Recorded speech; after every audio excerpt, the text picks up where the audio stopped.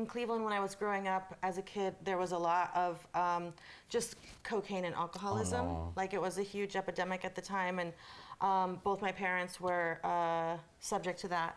So I grew up in an environment where I kind of had to like piece parenting together on my own often, right?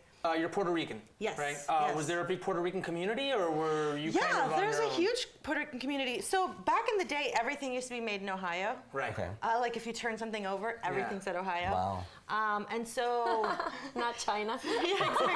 So like in the 80s, and also a lot of things were made in Detroit, but a lot of stuff was made in Ohio. And so Puerto Ricans who lived in New York and didn't have access to college or good education, like there's a whole lineage of stuff that goes behind that. You could get a job with a high school degree at a factory in college and make like $17 an hour, which was great in the 80s. Right. And now it's about the same, like like it hasn't raised. Like that's still what people are getting paid, like, you know, within a margin of error. So a lot of people came from Puerto Rico to Ohio, from Puerto Rico to New York to Ohio to get good jobs. How are you able to interpret these more serious roles? Because I know that you also do stand-up comedy as well, correct? Yeah, and I was on Lopez, which was a comedy that George Lopez wrote, yeah. Is it just because you have a lot of range as an actress, or is it something, you know, personal that, you know, you're able to dig into and use to be able to interpret characters like the one that you do on Goliath? That's a great question. I, without sounding narcissistic. No, not at all. I think that there's range involved. I had a really tough childhood. Okay. And so I have the range of that. And then you have to learn to laugh at your life and find the joy in things. So I think that's also where the comedy comes from.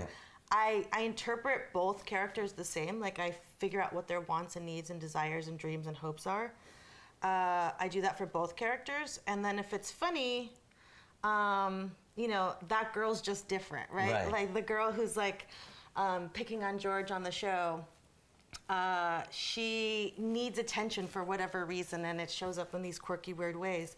Whereas Elena is like fighting for the life of children that grew up in rough neighborhoods similar to the one that I grew up in, and she doesn't have time to laugh because she's on a mission. Yeah. And that's what separates the characters from me.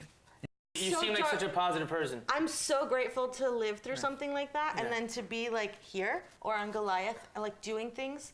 Like when I succeed, it truly feels like any success that I have is a political statement. Yeah. You know? And it like, is. And especially you're inspiring so many other people. And a spiritual statement. Yeah, yeah. And that makes me like, I mean, it makes me so grateful I shake a little, you know what I mean?